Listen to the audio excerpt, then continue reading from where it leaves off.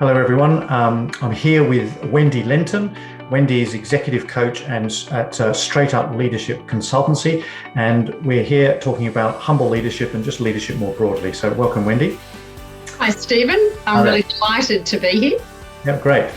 So obviously leadership in these times over the last sort of 15 months or so, been a challenging time for leaders.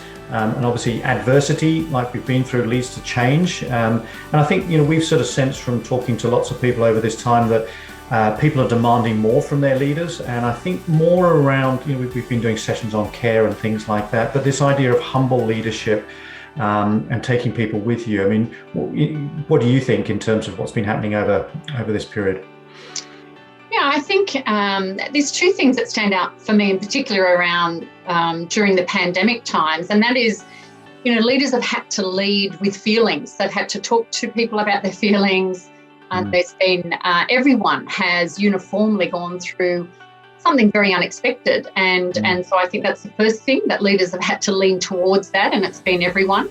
Yes. And the second thing is, I think, leaders haven't had all the answers. Yeah. So in the past, leaders have the answers and they've been able to drive forward with those answers. Some of this, they're sort of saying, I don't know the answer. And it's quite a humbling process to be able to say, as the leader, I don't know what's happening right now.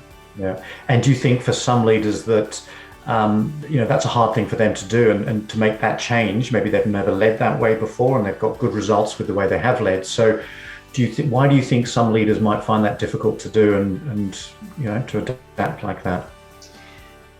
Oh, look, there's a couple of reasons. I mean, I think there's an alpha stereotype for leaders. Leaders are at the helm, they have to have the answers, they've got to drive.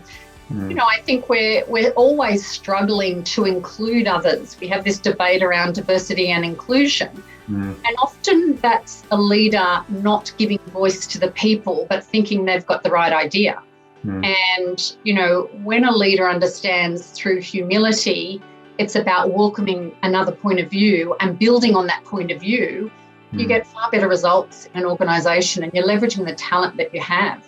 And when you've worked in lots of organisations at that HR director level, and when you think back over your career to date and pick out leaders that have demonstrated these kind of attributes that might be really good going forward, what sort of things have you seen? Look, I think, first and foremost, they don't have themselves at the centre of everything. Yeah. They're very much other orientated. So they think of others, and the fact that they are often a leader that will ask questions before they put forward their own point of view. And, when you're asking questions and other people are responding, you're listening to that. So these sort of leaders listen a little more than, and leaders that don't show humility.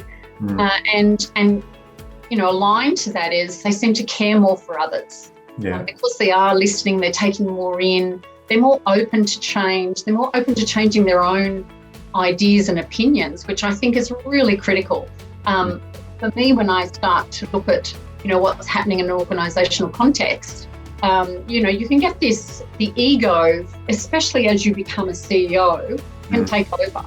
The power base that you have means everyone is listening for your view. Everyone is sort of saying you're doing a great job. I mean, it ends up being a CEO bubble that makes it very hard for them to not feel like they have to have all the answers.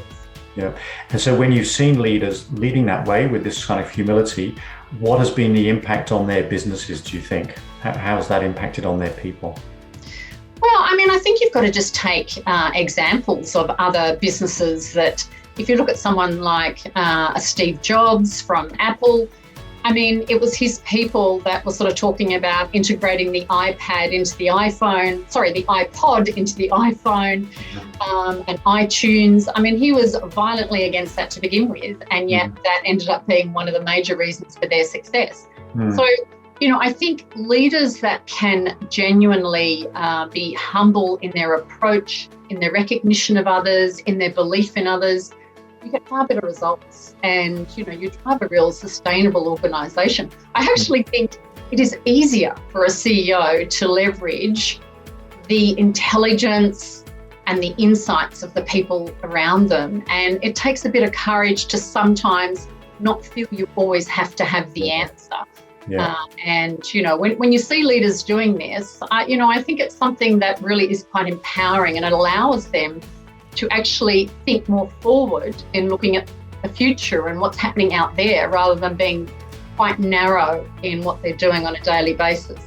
And I think it's refreshing often for their employees and the team to see their leader as someone who is vulnerable, who doesn't necessarily have the answers, and that through the collective, you get the right outcome. And that's from people we've spoken to, they find that very empowering for themselves, which I think is good. Well, I think people want to work for people like this. I mean, there's definitely choice. I mean, people want a purpose. And they want to contribute. They want to feel like they are part of an organisation, not they have to sort of sit down and can't be heard. And there is something worse when you've got a great idea and you're trying to put that idea forward, if you sort of get, that hit on the head for that idea. I mean, I think the more you can get individuals in your organisation to contribute, the more innovative they are and the more successful companies are.